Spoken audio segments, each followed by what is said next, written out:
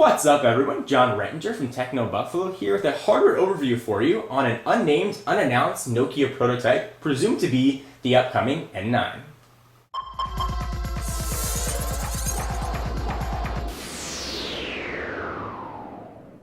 What's up everyone, John Rettinger from Techno Buffalo here with a hardware overview for you on an unnamed, unannounced Nokia prototype presumed to be the upcoming N9. So late last week, the folks at Nokia Electronics pulled back the veil, so to speak, and revealed this phone to the world. They provided it to me for a very short period of time to give you a more thorough overview of the hardware and software that's on this. For all of your unlocked cell phone needs, be sure to check out Nokia Electronics. A link to them will be in the sidebar. Great deals and just good people to work with.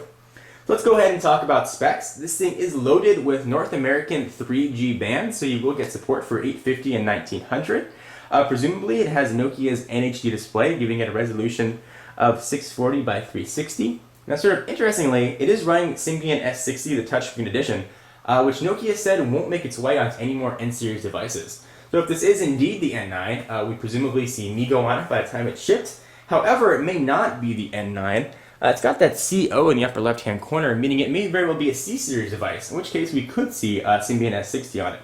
It's got a 4-inch capacitive touchscreen, which is multi-touch enabled. Pinch and zoom works very well on the web browser, which we'll see in an upcoming video.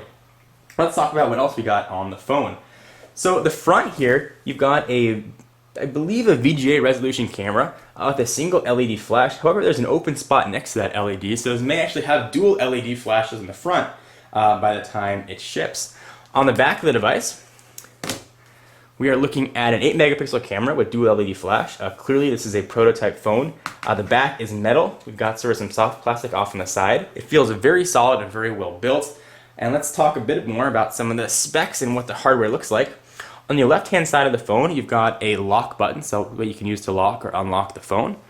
On the right hand side, you've got sort of an interesting volume toggle. Slide that up and down to adjust your volume.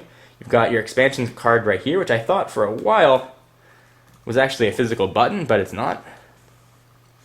And you've got a dedicated camera button right there. Just a microphone and lanyard port on the bottom. Speaker on the front, that's not a button. On the top, a 3.5mm headset jack. You've got a power and another lock button. And underneath this guy, we've got your micro USB port and HDMI out. Something kind of neat and we're trying to see with a lot more phones. This is a slider, this sort of unique slider mechanism, so let me show that to you. Phone slides right out. It sort of feels very solid when it does it as well. And you get sort of that ergonomic raise, something we saw on the Tilt a while ago. And the keyboard is actually very easy to use. The keys are raised, there's a lot of tactile feedback. Clearly this is not a North American keyboard. There's some letters on there which I've never seen before. Presumably they are Finnish. So also we look at the phone here. We've got a very large space bar. The period is right next to it, but that period doesn't actually work. You've got your 4-way navigation keys here. You've got a nice sort of 3-row QWERTY keypad. The numbers are inlaid on the top row. It is a capacitive touchscreen. The touchscreen is actually much more responsive than I thought it was going to be and worked pretty well. The slider mechanism is interesting in itself. That's got sort of this raised hinge that comes up, so when the phone goes down, it slides back into place and it snaps up when you push on it. So it is indeed have a sort of a spring-loaded feel to it. Do that from the side so you can see what that looks like. So moving right along, and so there's a lot of things to talk about this phone. It's very thin, and for a QWERTY phone, that's certainly nice additions. We've seen some thicker QWERTY phones. It almost has the same footprint as a lot of Slate phones. Let me bring in some of its competitors and some other phones you might be familiar with to sort of get a sense as to what this thing would actually look like in your hand and in your pocket. So 4-inch touchscreen is sort of a unique size. Let's take a look at the little bit larger Evo 4G. Even stacked on top of each other, there's not that much of a difference. And from a thickness standpoint, there's not much there as well. So next, we've got the iPhone 4.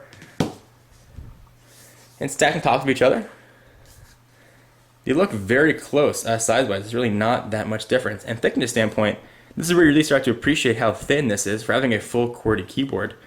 And sort of the last device I'll bring in, the iPhone 3GS, for the outgoing model, similar to what the 4 looks like, which almost looks downright fat compared to this N9 prototype, or presumed N9 prototype. So in an upcoming video, we're going to talk a bit more about the software that's on here. It is loaded, as I mentioned, with the Symbian S60 Touchscreen Edition. We do have multi-touch and is a capacitive touchscreen, and seems to work relatively well, actually. The touchscreen is very well calibrated. Makes me think that perhaps we will see S60 shipping on this, but again, a lot can change by the time this is shipped and announced.